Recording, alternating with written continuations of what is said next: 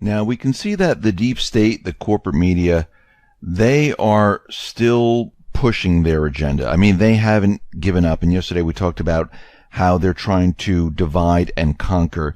And this is the strategy that they use every single time. And of course, what they're doing right now is they're trying to make Trump look like a racist, look like he's rooting for the white supremacists, the neo-Nazis, that he agrees with what happened there. And if you really listen to what he has been saying, is that he wanted the facts. He wanted to see what was really going on, that both sides are to blame. But the corporate media right now, they basically don't want to hear that. They're driving the narrative.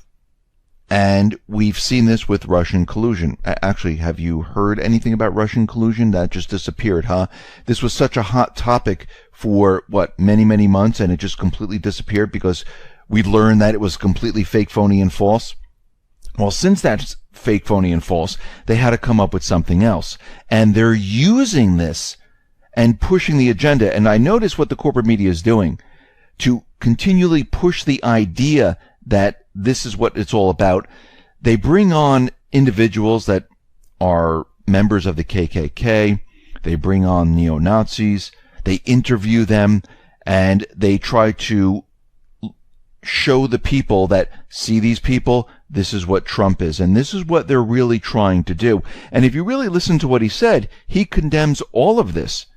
And he wanted the facts. He just didn't want to come out and say anything. This was a very new event that just occurred. And we can see that the corporate media, they didn't care about that. And they don't care about that. They're going to keep up their narrative. And they're trying to take those white supremacists, the neo-Nazis, and whatever other hate groups there are out there, and they're trying to bring that and meld it together with Trump. Now, they're also saying these white nationalists, these neo-Nazis, they're also Putin lovers.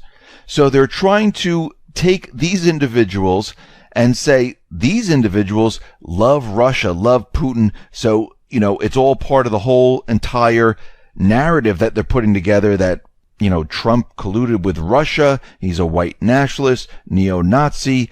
And we can see that this is all they have left. Look what they had to pull out. Neo-Nazis, KKK, white supremacists, they had to pull all of this out to try to create this illusion that this is happening. Now, they're trying to pit one side against the other. We should not fall for this. America needs to come together and point the finger at the real enemy. And it's not the left, it's not the right. They're using this to create this. And yes, people are believing it and they're taking sides. And we can see that they're going after, the Confederate statues, and they want to take them down, and they're, they want to get rid of them. They don't want anyone to see it. And Trump made a comment that, okay, if we take down, these statues, what about George Washington? He was a slave owner. What about Thomas Jefferson?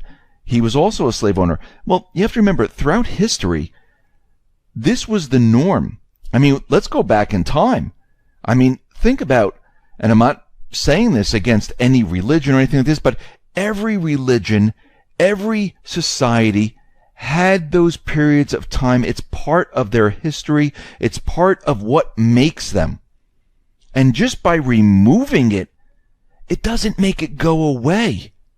What we need to do is to show it and learn from it. Yes, at that time, we had George Washington. We had Thomas Jefferson. They tried to make things better. Yes, they had slaves at that time. Today, that should have never happened. But during that period, that's the way it was. There's nothing we can do to go back and change that. But these individuals, they did do certain things that were good. And yes, everyone is going to do things that aren't so good. We're all human. Nobody is perfect. And during the time in history, well, those things were the norm. I'm not saying they're right, but that's the way it was. I mean, they had other slaves going back further in time. And we had other things with religion. Everyone just doesn't drop religion because of what happened in the past. We look at it, we learn from it, we understand it. But if you just remove everything, it doesn't make it go away. It's like burning books. Do you really think if you just burn the books, everything just disappears and you don't have to see it anymore? No. Again, we have a country, freedom of religion, freedom of speech, hate speech, nice speech, it doesn't matter. It's freedom of speech. No one can tell you what's good or bad. You might not want to listen to something, that's completely different, but everyone has the right to say what's on their mind, even if you don't like it, and even if you do like it. But when we look closely at what has happened here, and we look at Jason Kessler, the white supremacist leader, and we look at this individual, well, he was a former Obama supporter, an Occupy Wall Street protester, who did a 180 and became a Trump supporter. Now, in 2011, he worked for CNN. He was an assignment editor. And now we are to believe that he's a neo-Nazi white supremacist. So, Jason Kessler, the leader of the Unite Right, is suspect. And what about his group? Well, there is buzz on the internet that the Unite the Right is a George Soros-funded honeypot psyop of Antifa goons disguised as Nazis.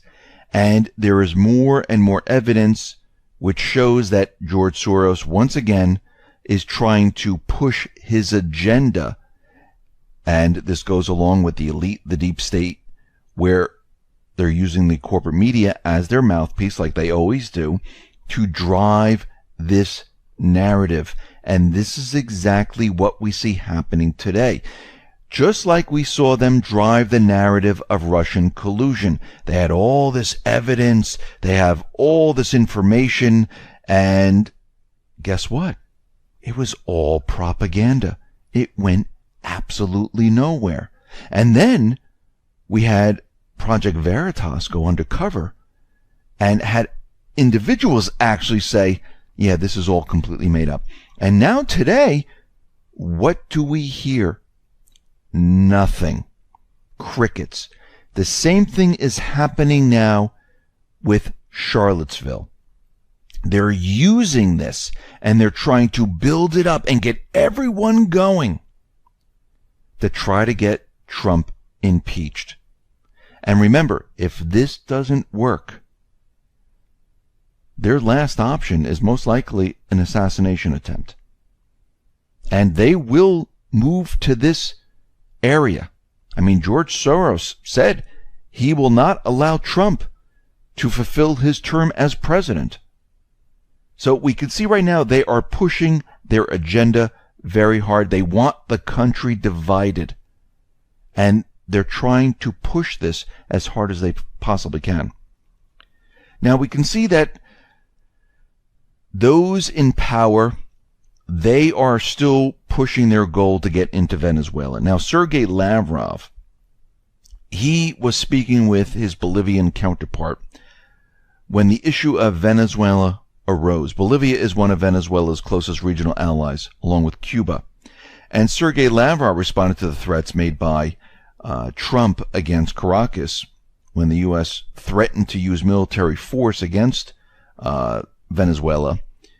He said that these threats are crazy and a threat to a sovereign country is ridiculous. He went on to say that we are united in the need to overcome the existing disagreements in the country by peaceful means through a nationwide dialogue as soon as possible without any external pressure, not to mention the unacceptability of the threats of military intervention in internal affairs of this country. So we see right now that once again, Russia is stepping in. Now, they want each and every country to basically work out their problems. They don't want the United States coming in, the deep state, the elite, coming in and making the decision for the people, which they've done many, many times before. And what is happening right now is that countries are waking up. The world is changing. China, Russia, they are working with each other. They're bringing in other countries. The BRIC nations are banding together, and they're saying, you know something? We can now stand up to the deep state. You're not going to push us around anymore. And you can see that Russia and China, they are really going out there and saying, listen, back off. The country will decide on their own. And they're continually doing this. They're doing it with North Korea. They're doing it with Syria. They're doing it with Venezuela. And we can see that the deep state, they're not going to give up. Right now, U.S. and Japanese fighter jets, they conducted a joint air maneuver southwest of the Korean Peninsula. Now, this was scheduled. It was planned for the 21st through the 31st of August. So this is going to start. This is called the Olchi Freedom Guardian. It was a joint exercise, and they're going to be using the B-1B Lancer bombers. And of course, even though it was planned to provoke North Korea. That's what this was all about. And we can see that they're still trying their little tactics, but it's not working anymore. They're even saying that, listen, if the United States goes in, and thank God we didn't, because North Korea has chemical weapons. Because there was an analysis done in 2011, and the United States concluded, and again, this is a guess because they don't know for sure, that North Korea has 2,500 to 5,000 tons of chemical weapons. Just like they said Syria was using chemical weapons when they got rid of all their chemical weapons. So they're still using the same exact tactics. They're just using it with a different country. Nothing's changed. They're still doing the same exact thing over and over and over again. Now, what's very interesting is that the Chinese Foreign Ministry is claiming that German Foreign Minister Sigmar Gabriel is backing China's proposal for a double freeze as a route out of the Korean crisis. Now, the double freeze is North Korea will freeze its ballistic missile and nuclear weapons program, and the U.S. will freeze the military exercises it routinely carries out in the Korean Peninsula with South Korea, Japan, and the rest. Now, North Korea says they will agree to this if the United States goes ahead with it. The U.S., well, they haven't agreed to this as of yet. Now, the obstacle to implementing the double freeze lies with Washington. Trump is going to have to say, we agree. Now, I think he should use Tillerson to do this, since Tillerson is playing the good cop. He should say, listen, we need to have diplomacy. We're going to freeze it if North Korea agrees to this. And I believe that China and Russia, they're both going to agree. Now, if you notice, Germany is now siding with Russia and China. And we're going to see a lot of European nations, because of what the deep state, the elite have done with sanctions. They're moving away from the West and moving towards the East, because they're starting to wake up. The world is changing right now. The days of the globalists, the deep state, the elite, they're coming to an end. And we can see this in Syria. We see that the Tiger forces, they have been clearing central Syria from the Islamic State. We see that the Syrian army, well, they're advancing towards the U.S. base in southern Syria, and the U.S. has been firing warning shots in their direction, saying, stay away. But this is the Tanf crossing where they're approaching, because they've been clearing the entire way. They've almost rid Damascus of the terrorist groups. And what's very interesting is that since the Trump administration halted the covert CIA program of arming moderate rebels, and since Russia and Syria have removed the Islamic State, Al-Qaeda, al-Nusra, and liberated many, many towns and villages. You know what's been happening? All those refugees, they're coming back to Syria. The International Organization for Migration said that nearly 603,000 Syrian refugees have come back to their cities and villages in the first 7 months of this year. And there are many more that will be heading back. Because all these people want is to return home. So this shows us that since the arming and the funding of the moderate rebels, since the destruction of these terrorist groups, these freedom fighters that the CIA calls them, that the deep state calls them, that the elite calls them, since all of this is basically disappearing, the people are able to come back to Syria. So the refugee problem, like we've been saying for a very long time, has been caused by the CIA, the terrorist groups, and these freedom fighters. The people never wanted this. The people were living a peaceful life, earning a living, going to work, raising a family, until the deep state and the elite came in and destroyed their way of life. This happened in Libya, Lebanon, Somalia, Sudan, Iraq, Lebanon, Ukraine. They destroyed the countries. They created this refugee problem. And like we said before, once these puppet governments disappear, once the people take back their country, remove the United States, the deep state, from their countries, guess what? The people are going to come back. And this refugee crisis that they created disappears. And this is what we see happening right now.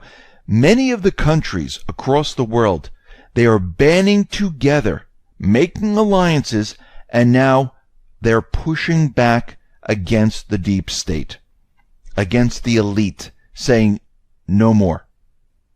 And people are now returning to their countries. Now, is this all said and done? No. Because the deep state, the elite, they still exist.